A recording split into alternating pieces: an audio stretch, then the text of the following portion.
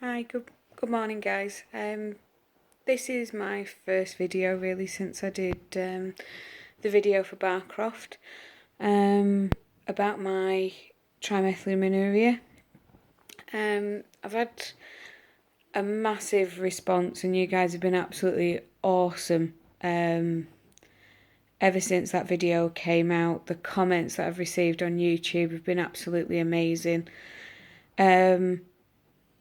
Course, there's always the odd person that wants to detract from what you're trying to do, but that's their personal opinion, and if that's the way they want to think about things, that's entirely up to them. What I wanted to do is address a couple of things that weren't really addressed in the video. So I'm going to do that piece by piece, do the odd video here and there. The first one is a lot of people have been saying about how I should go on a vegan diet and eat more veggies and fruit. The biggest problem with that is, and it's more personal to me than anybody else, when I tried the diet originally, the TMAU diet originally, I had undiagnosed B12 deficiency following a stomach bug. This led to quite severe B12 deficiency, and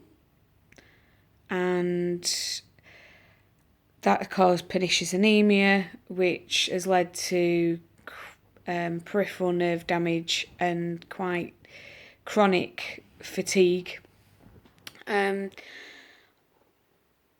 All of that really, is by the by. I'm over that now. I'm having my B12 injections every 3 months. Still suffering with numb hands a bit from the peripheral nerve damage. But it's not as simple as people seem to think. People seem to think that I just need to cut out fish, cut out everything else, and everything's going to be fine and hunky-dory. As much as following the diet helps some people, there's some people it doesn't help at all. And I think I'm one of those people. I've tried cutting different things out.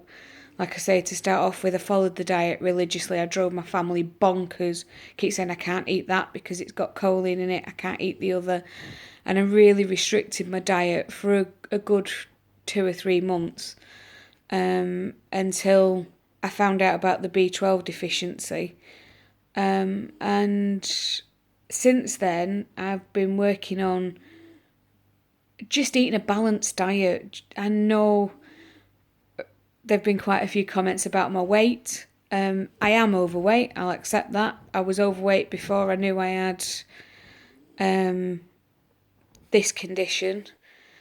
I'm not begging for sympathy, but there's a lot of other health conditions in the background that weren't really touched upon in the video. And it means that losing weight can be more problematic. I don't know if any of you can see in the video, but I've got a scar on my chest here. That's following open heart surgery when I was 24. Again, that restricts the amount of exercise I can do. And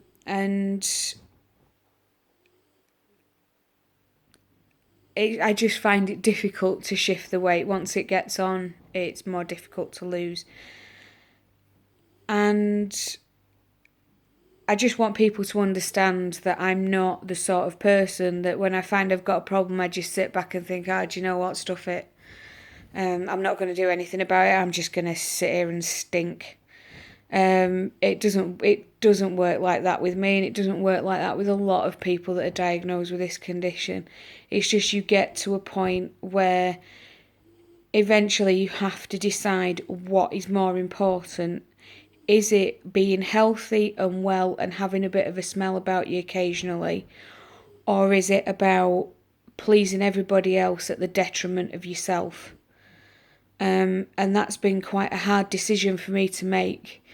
It's required a lot of soul searching. And in the end, I just came to a decision, and I know it's difficult because of the kind of job that I'm in.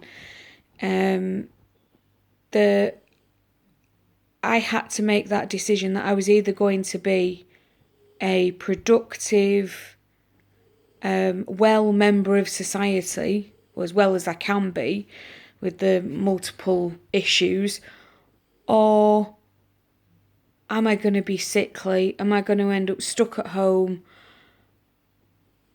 and smelling as sweet as a rose where nobody can smell me anyway?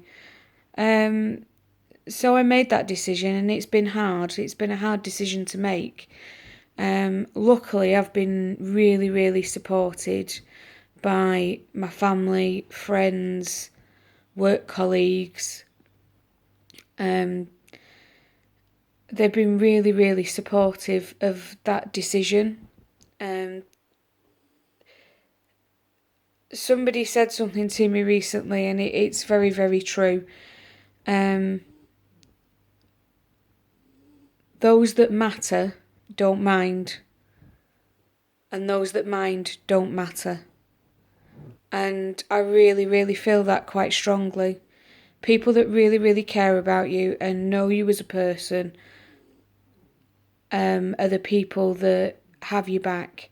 The people that, okay, they'll tell you if you're having a bit of a pongy day, and that's fine, that's good. I'd rather people tell me when things aren't working, because I can either then explain to them it's not working because of such and such, or I can think to myself, right, well, I've changed this in the last couple of weeks. Maybe I need to go back to doing that, or maybe I need to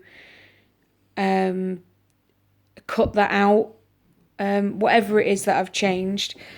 With all the comments that I've had so far online about the number of pills that I take, I think people would have a meltdown if they saw the number that I'm taking at the moment. All for different things. Some in an attempt to lose a bit of weight. So, a huge handful to try and reduce the TMAU symptoms. I've had a couple of wins, I'd say, in the last few weeks or so. And one of the girls that I work with actually turned around to me the other day and said, I've not noticed it so much recently, so you must be doing something right.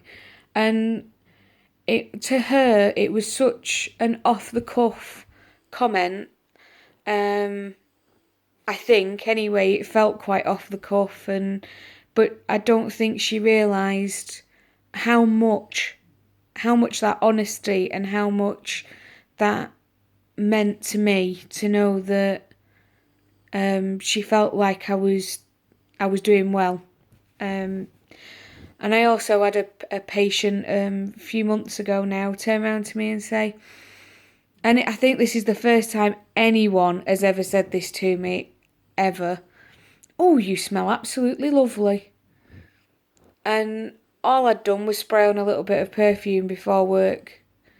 So I must have been having a really good day scent-wise, and then that had just topped it off.